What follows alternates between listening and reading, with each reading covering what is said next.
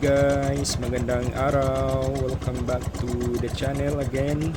So dito na naman ako nagbabalik. So share ko na naman yung travel experience ko. Papunta tayo ng North Larap, Barangay North Larap. So part pa rin siya ng Sitangkay, nasa sa dulo. I-check nyo yung Google Map nyo, nasa dulo na siya ng Pilipinas. Dulo din ng Sitangkay. Bali yung harapan niya is Sibuto din, yung sa gilid niya malapit na siya sa yung pinuntahan natin na island, yung Sipangkot. Malapit na siya. Actually yung Sipangkot is part siya ng Sitangkay. So nasa dulo siya ng dito sa proper ng Sitangkay. Yung papunta mo na dun sa kabila is na siya, Sipangkot. So yan guys, i-share ko na naman sa inyo kung anong meron dito sa North Larap. Meron ba mga pagkain. So itong mga footages guys is before pa to ng Ramadan. Ngayon ko lang na i-post kasi nga medyo busy din sa live. So ngayon ko lang i-share sa inyo yung before pa to siya ng Ramadan, yung mga footages na nakuha ko. Sa akin lang naman is mga travel experience, at least makita nyo yung kung ano yung kabuhayan or ano yung life dito sa dulo ng Pilipinas, sa dulo ng Sitangkay. So at least yung mga hindi pa makapunta dito, at saka malabo talaga makapunta dito kasi nasa dulo to, Sitangkay. 3 hours Sabah na. So sobrang lapit na siya. So ayan guys, tingnan nyo na lang sa video ko yung buhay dito sa isla, sa maliit na isla na sa dulo pa ng Pilipinas. So ayan guys, North Larap, shout out sa mga taga North Larap. Itong mga footages na aerial ko guys is ito yung Sitangkay. Ito yung mga kabahayan guys. Imagine mo guys, yung mga bahay nila is nasa tubig. Ayaw nilang magbahay doon sa guys. Walang bahay dyan siguro sa konti lang yung bahay dyan sa yan sa may mga kahoy. Dito talaga sila sa magbahay sa may tubig, kasi nga yung kabuhayan dito is seaweed farming.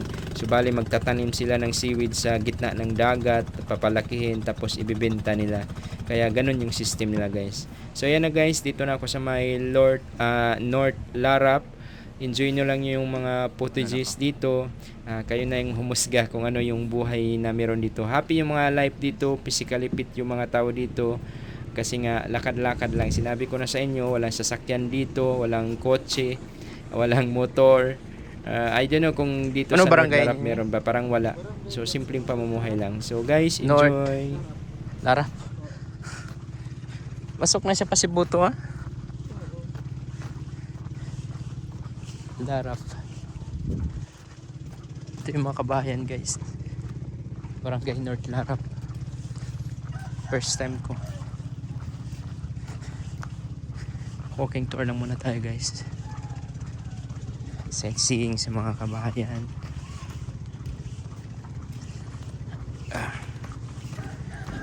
Assalamualaikum.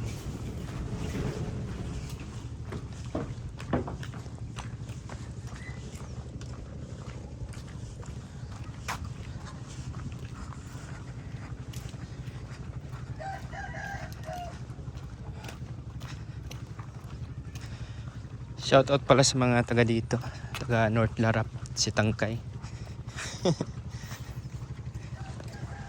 Dito ako sa place ninyo guys. Shout out mga OFWs.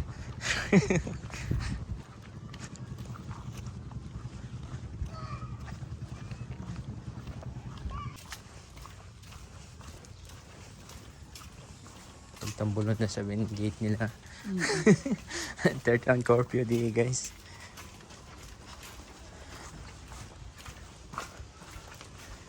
Sila curfew. North Larap, Barangay North Larap, Lanjalcam.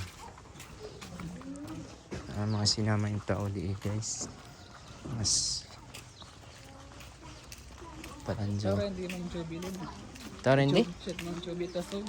Oo. Ito na nagpara 2,000 para katay mong wag niya. Ano tong rin ba niya? Ipangasawa ko Petro transit pa siya. Katay mong wag niya. Ate manghod niya. So piyarahan 2,000 dito ka. Oo.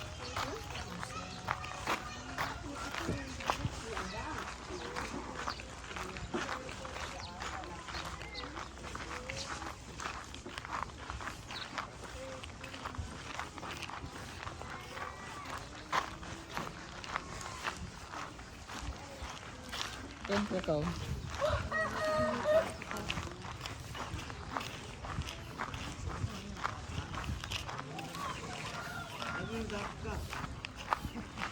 Ano to?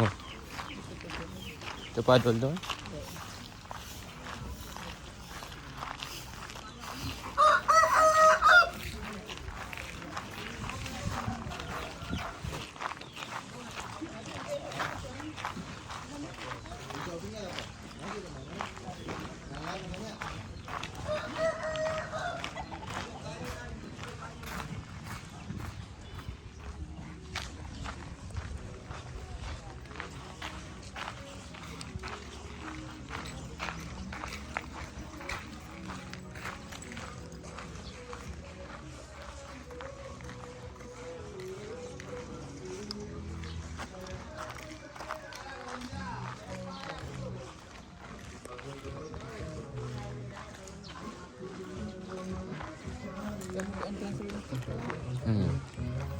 Ano na? Offset.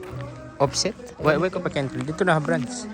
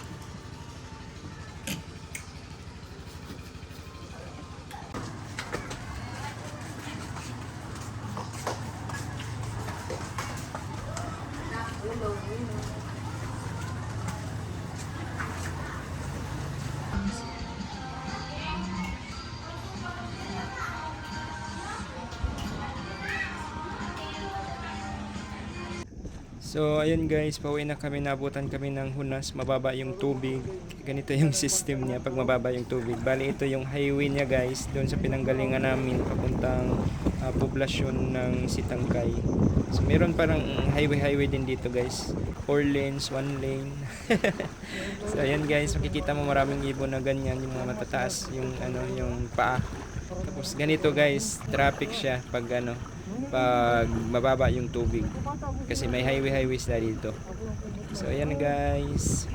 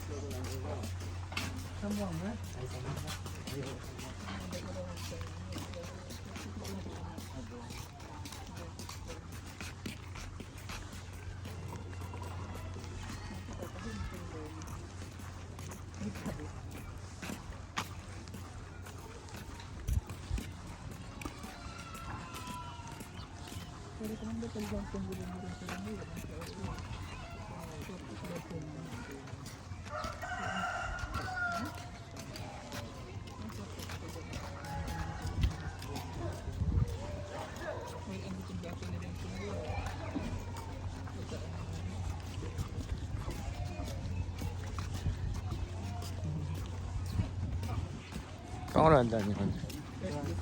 Kinsyam.